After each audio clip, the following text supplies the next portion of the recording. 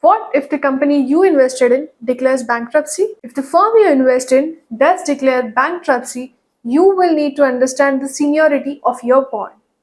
You might be thinking of a senior at your office or at your college, right?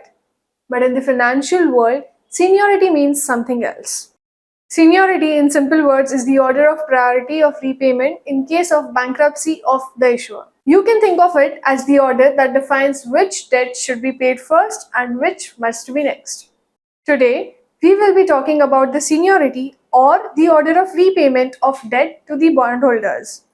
Hey, this is Priyanshi and I welcome you all to our knowledge series by Smest Discover, where you can get smart about investing. In the financial world, the seniority ranking of the bonds is determined by the level of risks they represent. Securities that represent the lowest risks are typically higher in the seniority ranking and will be paid first in the event of liquidation. And the securities that represent the highest risk are ranked the lowest. Top of the list or the senior most is the senior secured bond. A senior secured bond is a type of bond that is backed or secured by specific assets of the issuer, which may be in the form of real estate, inventory, equipment, or future receivables, etc. These are pledged as a collateral to secure the repayment of the bond. Since the bondholders have a claim on the collateral ahead of other creditors, these bonds have a higher priority, lower risk, lower interest rate, longer maturities, and subsequently are paid first. The next in the order is the senior unsecured bond. Unsecured here means the bond that is not backed by any specific collateral or asset of the issuer, and hence the bondholders do not have any direct claim over the issuer's assets. These bonds are considered a higher risk investment than the senior secured bonds and therefore offer higher interest rates. A quick fact for senior unsecured bond is, despite the higher risk associated with such bonds, they remain a popular investment option for the investors for earning higher yields.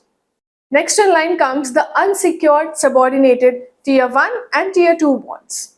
These bonds are called subordinate because they are lower in the priority of repayment than other type of bonds. Subordination here stands for the point that they are considered higher risk investment than other senior secured and senior unsecured bonds, and hence they offer higher interest rates. And hence, as the name says, unsecured subordinated bonds. Here too, the bondholders do not have any direct claim on the issuer's assets. In case of bankruptcy, the holders of such bonds will only receive payment after all the other creditors have been paid, and in the order unsecured subordinate tier 1 and thereafter subordinate tier 2. Last in the seniority order is the equity. I am sure many of you might already be having equity shares in a company. Now, as you already know that equity represents the ownership in a company and does not have fixed return like debt securities.